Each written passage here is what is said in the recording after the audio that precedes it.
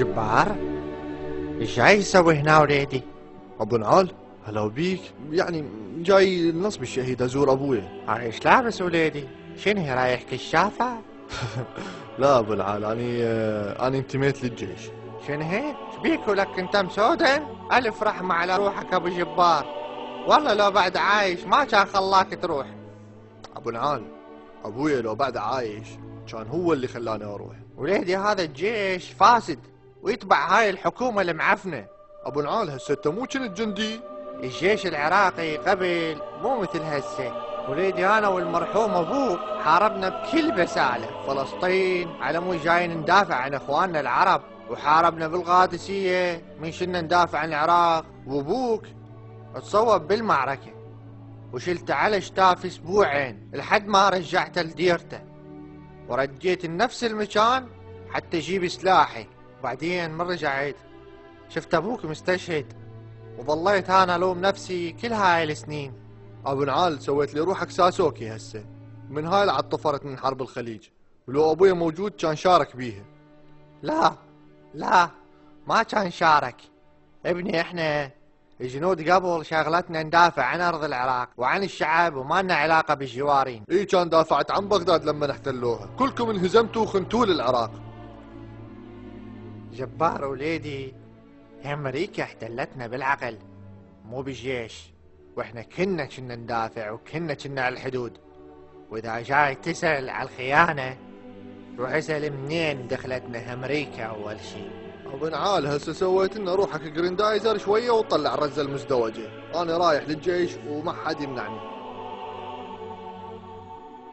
وفد يوم قاعد ابو نعال بالبيت وذاعوا خبر دخول القوات على الاراضي العراقيه واحتلالها لاحد الابار النفطيه. لا ما يصير هيك، انا موجود ويحتلونه والحكومه ما جايه تسوي شيء، والله ما اسكت. وقرر ابو نعال يتصرف، وكان يخابر على كل الجنود القدامى اللي كانوا وياه، وبس نخاهم ما بقى ولا واحد ما شارك. ابو خليف وين رايح؟ انت رجلك والقبر تقعد، هي الحكومه ما جايه تسوي شيء، انت تريد تسوي شيء؟ حديني اروح انا حتى لو بحيدي، يعني ما نحسب حسابك على العشاء. وقرروا الجنود القدامى كلهم يروحون للجبهة ويحررون الأراضي العراقية وبدون ما يعتمدون على الحكومة. انتشروا حصرونهم، لا تنطوهم فرصة. شنو يا ابو نعال؟ عقرصة؟ ايش قالوا لك علي يا بقاية؟ ولك فرصة هذا الجيش القديم كله اكسباير. سيدي قوات معتدية دخلت الأراضي العراقية، وما يهمنا بصراحة الدولة صديقة مجاورة، المهم احتلت بير نفط عراقي، وإذا نسكت راح يحتلون العراق كله. وانت مالك علاقة، أنا أنطي الأمر. أوكي؟ ألو؟ پاسا خالتوره حفظ خلو برو برا قشت خالتو ماره هلو برا خشت تلو خشت آسو مارو برا برا خشت داری برا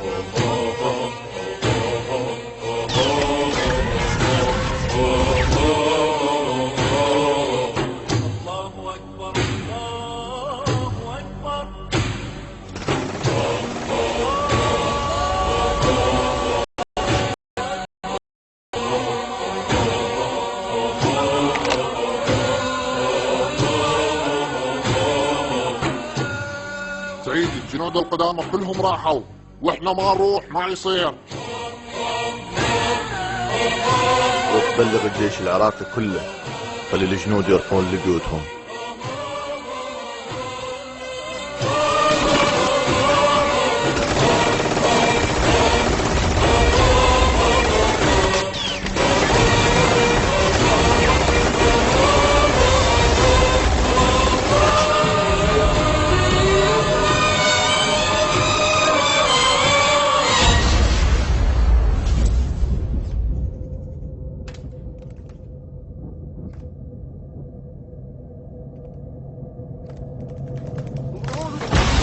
جبار ابو نعال، انا جبار. اجا الجيش العراقي اجا، راح ارجعك لديرتك ابو نعال.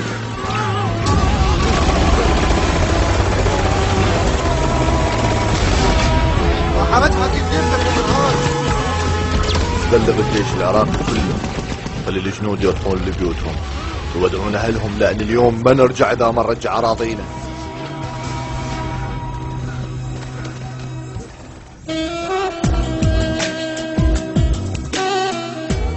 وأخيرا إجا الجيش العراقي وطردوا القوات المعتدية واسترجعوا الأراضي العراقية. وجبار رد الجميل مالت أبوه وساعد ابو نعال ورجع ديرته.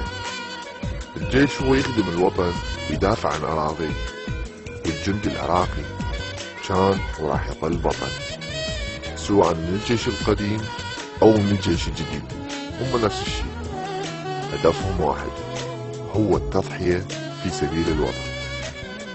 الجندي هذا هو اللي يضحي على مود انتو تعيشون. وقت اللي انت نايم ببيتك هو سهران ليحميك، وقت اللي انت تروح تزور اهلك هو امه تحلم تشوفه.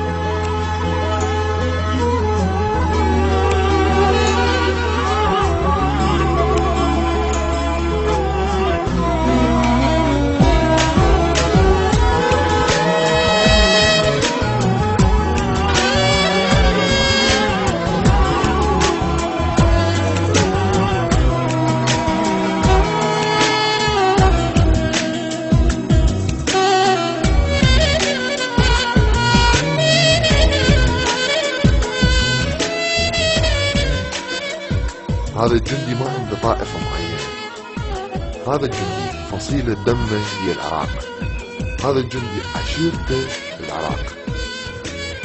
الجندي هذا مو بهدي ولا صدامي، هذا الجندي مو عميل، هذا الجندي مو خاين، هذا الجندي هو أخوك وأخويا، هذا الجندي هو أني وأنت، هذا هو الجندي العراقي.